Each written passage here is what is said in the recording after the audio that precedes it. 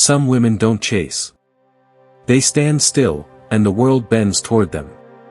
They are not loud, nor do they plead for recognition. They do not roar to prove their power. And yet, they are never forgotten. The fed-up empath is one of them. She is not dangerous because she seeks revenge. She is dangerous because she no longer needs to. The archetypal setup. In Jungian language, she once carried his shadow for him. She absorbed what he could not bear to see in himself, his cowardice disguised as charm, his hunger masked as affection, his emptiness dressed in borrowed importance. He projected it onto her, and she, in her innocence, wore it like a second skin. She was the mirror he feared yet could not turn away from.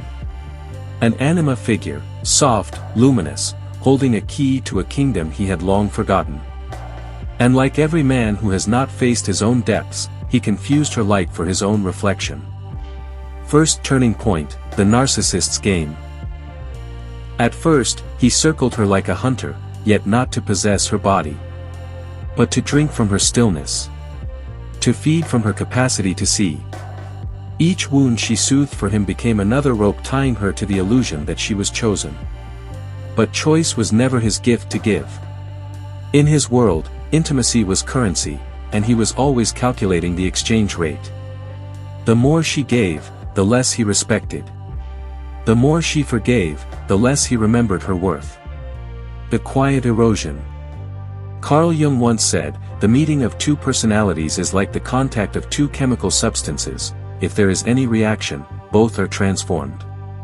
But here, only one was changing. The empath's heart was alchemizing pain into patience. The narcissist's ego was alchemizing her patience into permission.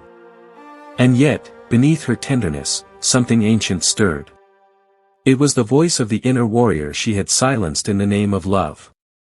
It whispered that compassion without boundaries is not virtue. It is slow self-erasure. Second turning point, the awakening. One evening, no storms, no shouts, just a pause between breaths. She saw it. Not the man before her, but the pattern. Not the romance, but the repetition. It was as if a veil dissolved, revealing the architecture of the game. His fear of abandonment dancing with her fear of being unloved. His need for control meeting her need to be chosen. She realized the cruelty wasn't always in his words, but in the silences designed to keep her uncertain. The delays. The vanishing acts.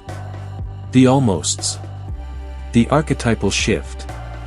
In Jung's language, she stepped into individuation, the slow, sacred birth of the self. The empath became the sovereign. She no longer offered her empathy as an open wound, but as a gift placed deliberately, where it would not be exploited. She understood now, the narcissist's shadow was his prison, and she could not trade her freedom to decorate its walls. Third turning point, detachment. When a fed-up empath leaves, she does not slam the door. She walks with the grace of someone who knows silence speaks in deeper frequencies than rage. She takes no trophies, no apologies, no final glance.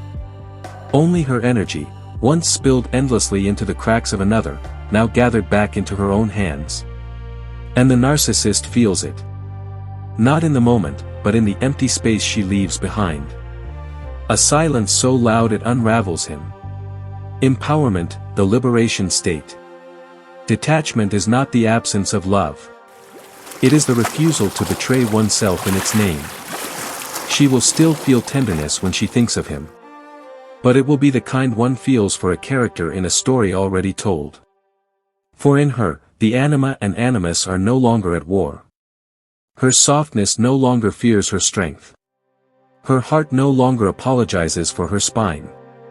Final liberation line. The woman who walks away in silence isn't weak. She simply sees more. And once she sees, she cannot unsee.